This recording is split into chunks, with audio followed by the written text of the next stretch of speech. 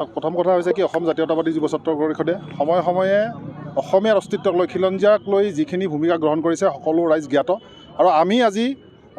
4খন প্ৰধান চহৰত অসমৰ প্ৰধান চহৰত আমি সমদল কাৰ্যসূচী ৰূপায়ণ কৰিছোঁ অসমীয়াৰ খিলঞ্জীয়াৰ যি অস্তিত্ব সেই অস্তিত্ব ৰক্ষা কৰাৰ কাৰণে আৰু আমি অসম চৰকাৰক অনুৰোধ জনাইছোঁ মাননীয় মুখ্যমন্ত্ৰী মহোদয়ক অনুৰোধ জনাইছোঁ তেখেতে সদায় খিলঞ্জীয়াৰ প্ৰতি থকা চৰকাৰ্যত জাতি মাটি ভেটি ৰক্ষাৰ কাৰণে তেখেতসকলে অগ্ৰসৰ হৈছিল আৰু অসমীয়া মানুহে উবুৰি খাই তেখেতসকলক আচলতে চৰকাৰত বহুৱাইছিল তেনেস্থলত তেখেতসকলে কিন্তু যি মুছলিম অধ্যুষিত এৰিয়া আছে যে অবৈধ বেদখল সেই বেদখলকাৰীৰ কবলৰ পৰা তেখেতসকলে মুক্ত কৰিছে আমি সকলোৱে সমৰ্থন জনাইছোঁ কিন্তু সেইটো মুক্ত কৰাৰ বিনিময়ত এইটো নহয় যে খিলঞ্জীয়া সুৰক্ষিত হৈছে আপোনালোকে দেখিছে কাৰ্বি পাহাৰত যিটো এতিয়া গোষ্ঠীগত সংঘৰ্ষৰ নিচিনা সৃষ্টি হৈছে যি বাহিৰাগত মানুহে অসমীয়া গৌৰৱক ধনি দিব পৰা হৈছে এইটো দুৰ্ভাগ্যৰ কথা গতিকে আমি অসম চৰকাৰক অনুৰোধ জনাইছোঁ এই যি তেওঁলোকৰ ৰাজনীতি সেই ৰাজনীতি বন্ধ হ'ব লাগে আৰু জাতীয়তাবাদী যুৱ ছাত্ৰ পৰিষদে যেতিয়ালৈকে থাকিব আমাৰ সংগ্ৰাম অব্যাহত থাকিব আৰু খিলঞ্জীয়া ৰাইজৰ প্ৰতি আমি সদায় থাকিম আৰু সদায় ঐক্যবদ্ধভাৱে আমি সকলো ওলাই আহিব লাগিব নহ'লে এদিন অস্তিত্বৰ সংকট অসমীয়া জাতি ভুগিব তাৰ কাৰণে সমূহ অসমবাসী ৰাইজ এই সময়তে জাগ্ৰত হোৱা উচিত না আমি অসম জাতীয়তাবাদী যুৱ ছাত্ৰ পৰিষদে আজি নগাঁও জিলা সদৰত তিনিচুকীয়া জিলা সদৰত এইফালে লখিমপুৰ চহৰত আৰু আমাৰ গৰিমামণ্ডিত যি বিদ্যানগৰী এই নলবাৰী জিলাৰ আমি নলবাৰী চহৰত আমি অসম জাতীয়তাবাদী যুৱ ছাত্ৰ পৰিষদে এই প্ৰতিবাদী সমদল কাৰ্যসূচী ইতিমধ্যে ৰূপায়ণ কৰিবলৈ আমি আৰম্ভ কৰিছোঁ আৰু এই প্ৰতিবাদী কাৰ্যসূচীৰ জৰিয়তে আমি পুনৰবাৰ অসম চৰকাৰে দিয়া এই অসম ভূমিত যি খিলঞ্জীয়াৰ অধিকাৰ সুৰক্ষিত কৰাৰ কাৰণে পুনৰবাৰ আমি অসম চৰকাৰক আহ্বান জনাইছোঁ আৰু এই প্ৰতিবাদী সমদল কাৰ্যসূচীৰ জৰিয়তে অসমত বসবাস কৰা খিলঞ্জীয়া অসমীয়াৰ ভূমিৰ অধিকাৰ ৰাজনৈতিক অধিকাৰ সুৰক্ষিত কৰাৰ কাৰণে আমি পুনৰবাৰ আজি দাবী উত্থাপন কৰিছোঁ শেহতীয়াভাৱে আমি সকলো লক্ষ্য কৰিছোঁ যে সিদিনা কাৰ্বি আংলং জিলাত কাৰ্বি জনগোষ্ঠীসকলক যিসকলক অসমীয়া জাতিৰ কলমবাজ বুলি আখ্যা দিয়া হয় সেই কাৰ্বিসকলক বহিৰাগত বনিয়াই কাৰ্বি ভূমিত থিয় হৈ কাৰ্বি চাইনিজ গো বেক বুলি যি ধ্বনি দিয়াইছে ইতিমধ্যে ধ্বনি উত্থাপন কৰিছে কাৰ্বিসকলক আঁতৰি যোৱাৰ কাৰণে কাৰ্বিসকলক মুৰ্দাবাদ দিয়া হৈছে গতিকে তাৰ পৰিপ্ৰেক্ষিতত আমি অসম জাতীয়তাবাদী যুৱ ছাত্ৰ পৰিষদে আমি এটা কথাই অনুভৱ কৰিছোঁ যে আজি যিখন অসম মাননীয় মুখ্যমন্ত্ৰী হিমন্ত বিশ্ব শৰ্মা ডাঙৰীয়াই কোৱা ধৰণৰ যিখন অসম যে জাতি মাটি ভেটি সুৰক্ষা কৰা যিখন অসম এই অসমখনত কিন্তু আজিৰ তাৰিখতো খিলঞ্জীয়া মানুহ অসমীয়া মানুহ জনজাতি মানুহ জনগোষ্ঠী মানুহ কিন্তু কেতিয়াও সুৰক্ষিত নহয় আজি যদি কাৰ্বি আংলঙত কাৰ্বিসকলক যদি কোনোবাই গো বেক দিয়ে যদি আমাৰ বিটিআৰ অঞ্চলত যদি কোনোবাই তাত উপস্থিত হৈ বড়ো ভাইসকলক যদি গো বেক ধ্বনি দিয়া হয় তেতিয়া এটা কথা একেবাৰে স্পষ্ট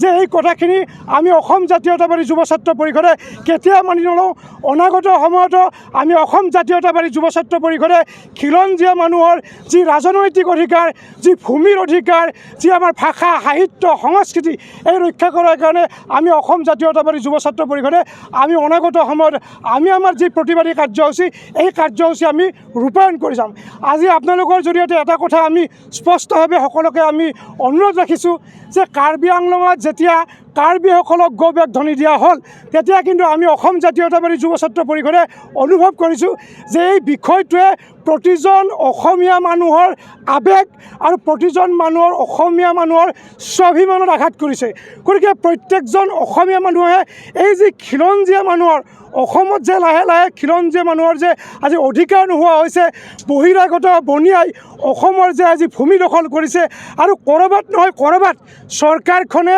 বহিৰাগত বনিয়াক এই একেবাৰে ৰঙা দলিচা পাৰি দি অসমৰ খিলঞ্জীয়া মানুহক নিষেধ কৰাৰ এক ষড়যন্ত্ৰ কিন্তু আৰম্ভ কৰিছে যে এই কথাটো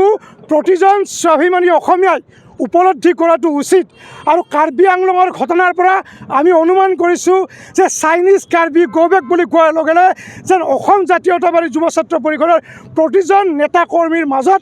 গালত যেন কোনোবা এটা স্বৰ সধাইছে এই কথাটো কিন্তু আমি উপলব্ধি কৰিছোঁ আৰু সেইকাৰণে প্ৰতিজন স্বাভিমানী অসমীয়াক আমি অনুৰোধ জনাইছোঁ যে খিলঞ্জীয়া মানুহৰ অধিকাৰ সুৰক্ষিত কৰাৰ অবিহনে কেতিয়াও আমি কিন্তু আমাৰ যি ৰাজনৈতিক অধিকাৰ এই ৰাজনৈতিক অধিকাৰ কিন্তু সুৰক্ষিত নহয় যে অসম ভূমিত কেৱল খিলঞ্জীয়াৰ অধিকাৰ থাকিব লাগিব কেৱল খিলঞ্জীয়াৰ ভূমিৰ অধিকাৰ ৰাজনৈতিক অধিকাৰ থাকিব লাগিব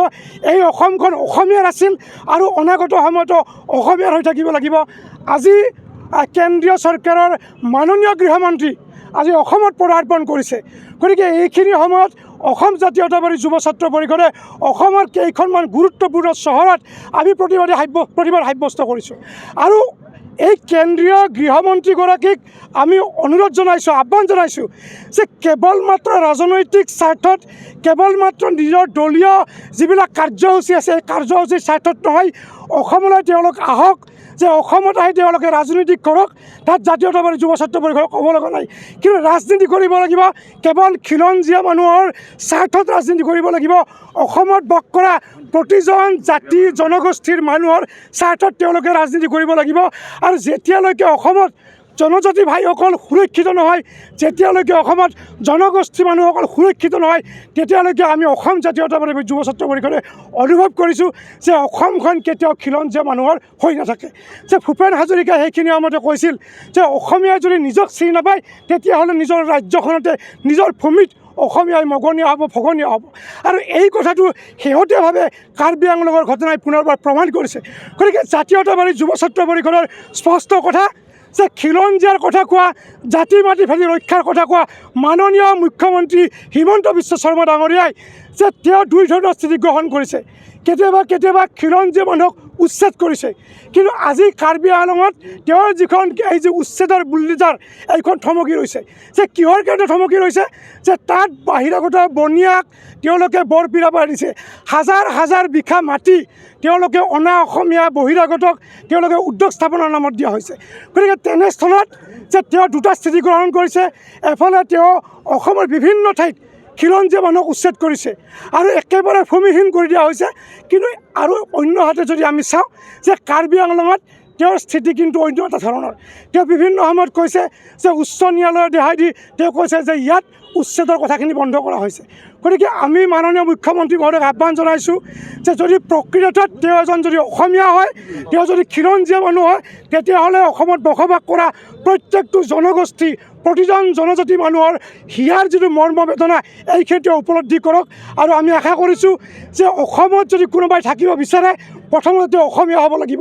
যি বহিৰাগত বনিয়াই আজি অসমত থাকি অসমীয়াক মুৰ্দাবাদ দিছে, মই আজি এই নলবাৰী চহৰৰ পৰা সমগ্ৰ নলবাৰীবাসীৰ লগতে সমগ্ৰ অসমৰ জনসাধাৰণক আহ্বান জনাইছোঁ যে অসম জাতীয়তাবাদী যুৱ ছাত্ৰ পৰিষদৰ যিখন সংগ্ৰাম, জাতি মাটি ভেটি আৰু খিলঞ্জীয়াৰ অধিকাৰ সুৰক্ষিত কৰাৰ যিখন সংগ্ৰাম, ৰাজনৈতিক অধিকাৰ সুৰক্ষিত কৰাৰ যিখন সংগ্ৰাম, এই সংগ্ৰামখনত সকলো ৰাইজ একত্ৰিত হওক, ঐক্যবদ্ধ হওক।